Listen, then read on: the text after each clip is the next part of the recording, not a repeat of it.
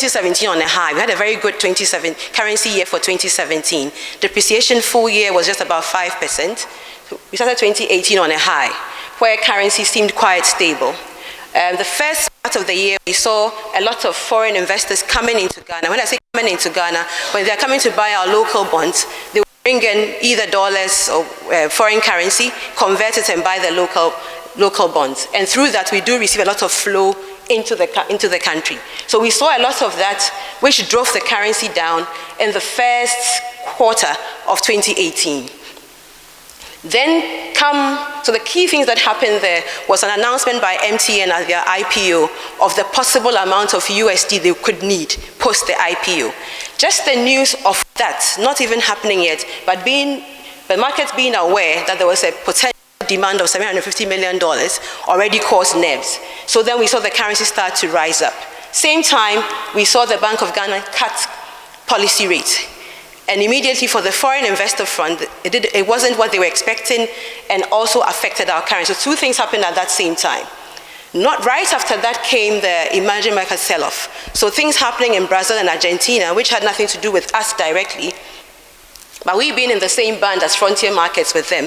And what I said earlier about rebalancing portfolios, portfolio investors at that time would reconsider what they are holding and rebalance the portfolio. So it could mean that some hedge fund sitting in London or New York has a portfolio that constitutes some Ghana bonds, some Argentinian bonds, and because of what is happening elsewhere, he needs to get out of that particular side of the portfolio, which would affect us directly. So that sell-off is what drove our rates all the way up from May. It started on 21st May. It went all the way up until, let's say, mid-June. So come mid-June, what happened to give us some stability? Central Bank came out clearly to say they would support MTN.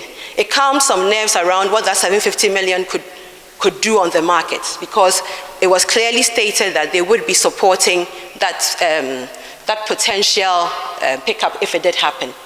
We also saw some Moody's, not really, and then we saw central banks supporting the market daily.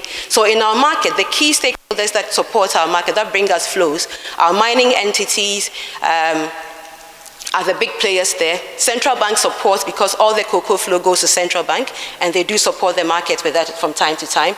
So to the extent that we see big flows from any of those sectors, it makes a difference in our world.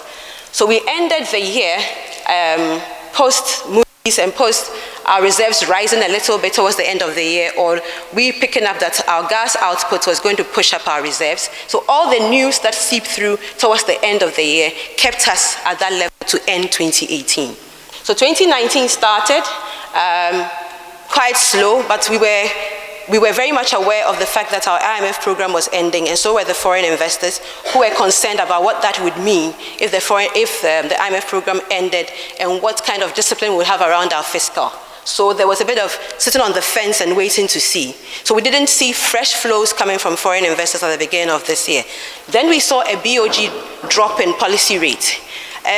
So the interpretation of that for the foreign investors, for those who were playing on the short end through swaps and other derivatives, was that the yield was no longer that interesting. So we saw the reaction of them moving out.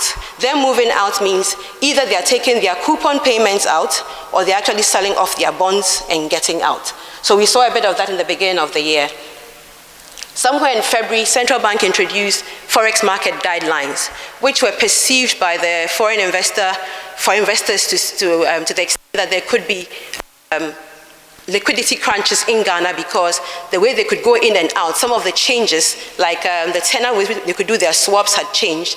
They also reacted, and we saw a bit of move out as well. We saw some sell-offs, and we saw some of them move out. Then we had an announcement from the Ministry of Finance about an upcoming Eurobond. So the news of this, if you look at it, even had a better impact than when it actually happened. So sometimes the news drives it more than the actual events taking place. Post that, we saw BOG increasing what their intervention was. So critical to us throughout this is how often when BOG intervenes, it makes a difference. And when news of anything, either be it Eurobond, anything that is positive around Forex flows coming into the country affects us directly. Underlying all of this will be our normal seasonal demand, which flows right through. But other things can either push us further up or down.